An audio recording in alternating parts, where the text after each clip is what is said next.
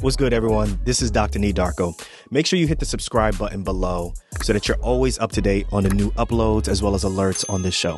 The other thing that you can do to help build this community is make sure you leave a comment below. Let us know what you like, what you don't like about the show, and ultimately, let us know who's winning these arguments, because I need to know that I'm beating Renee in these debates. Run the tape. You ever get any pushback on, like, taking a stance? Because I think the history of doctors, at least, is you kind of just treat the patients. You don't really kind of commentate on things.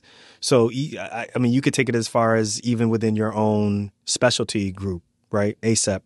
Like, what's the lay of the land, right? Because, we have, I forget what the percentage is, right? But you have so many physicians who are Democrat. You have so many physicians who are Republican. Like, it's not, we're not a monolith, right? So in terms of, like, the reception of this book, how's it going even within your specialty group?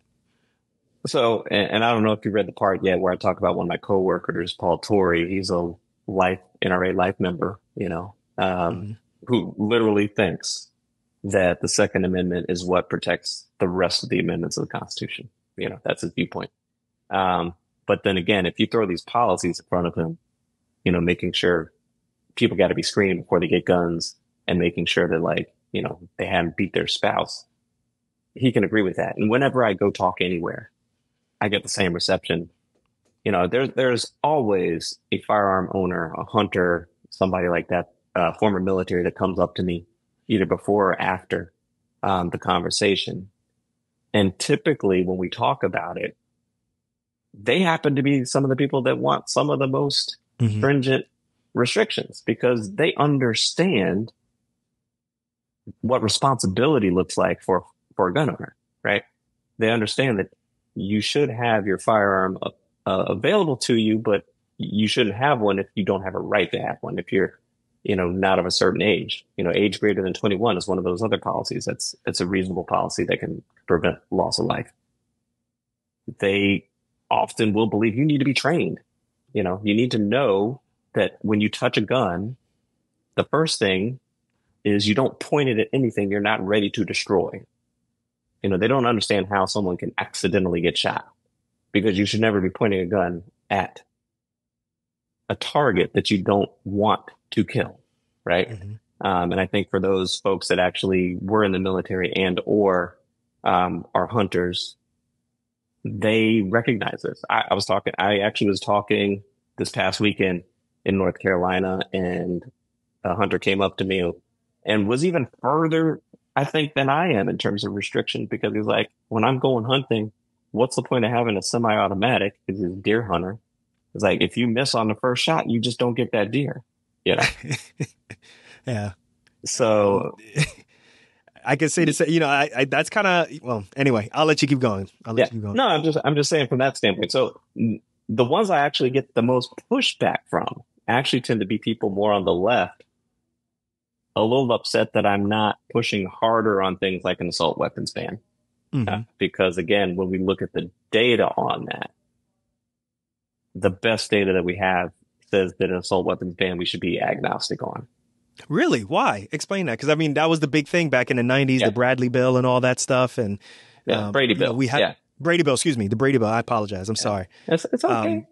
But we got like what? Was that 10 years? 15 years? It was 10 years of an assault weapons ban, I think, from Bill Clinton. It expired in the Bush administration. And yes, we saw numbers go down. And this is where it's going to get a little nerdy here. Because remember, I was talking to you about natural experiments, right? Yes. From one state to another state. Right. From one state to another state difference. When you have a national assault weapons ban, you don't have a different state to state. So you can't really do that same kind of study. So the strength of the study isn't as strong. That's why the recommendation is kind of null, because, you can't reject the null hypothesis, as it were, because the study type isn't great. It'd be different if you had assault weapons bans in some states, not in other states. And then you can look at the data to see how that plays out. The other thing, told y'all, he knows his stuff, y'all. I'm telling you. I keep telling y'all. This is also why I've taught Journal Club for years and years, which my residents hate me because I always ask them about power calculations, But you got to think of it. that way too, right? In terms of statistical power, right? How many people do you think die from assault weapons in this country, aka mass shootings in this country? Give me a guess, Nee. From mass shootings, how many people die from mass Yeah, per shootings? year. I'd say in 100,000. In the hundred. Well, first of all, when we're talking like gunfire deaths, we're only talking 48,000, only 48,000 people every year, right? Oh, really? Okay. Yeah. Out of that 48,000, the number of people that die in mass shootings is around 600. Really? Okay. There's more people that die from police shootings than from mass shootings. We don't talk about that at all, right? Okay. You don't hear But about that in a the mass news. shooting is what we would be what, six people or more dead or something? Like usually the stats like about four more people, I believe shot at one time in one incident. Doesn't necessarily have to kill all four of them. Right. And that doesn't So necessarily have to be like something that you see on TV, right? Like that's right. It's literally a murder suicide and then you kill your two kids. Right. right. That's a mass shooting Right. in essence. And So most only of those so things that's not much are going then. to have, Okay. it's not much, but I mean, it's not a lot. So you're talking about a small number that you're trying to look for a difference between the assault weapons ban, and then you don't really have good study or a Hmm. good situation to say state A versus state B versus state C. In terms of that, it's going to be hard to find a difference. It's a lot easier to find a difference in things that are going to stop suicide, because suicide's the number one cause of firearm fatality in this country, usually 2 to 1 to homicide. And each one of those is in at least above the 15,000, for suicide, usually above the 20,000 range every year. So we're talking, those two things are relatively easy to research and to study. The other stuff that we get all the news about, harder to study. And so that's why, like, my perspective is very agnostic on it. You Hmm. can decide to do whatever you want to do. And you had mentioned what our medical professionals, professional societies talk about. ASAP has a assault weapons ban called for in their firearm policy.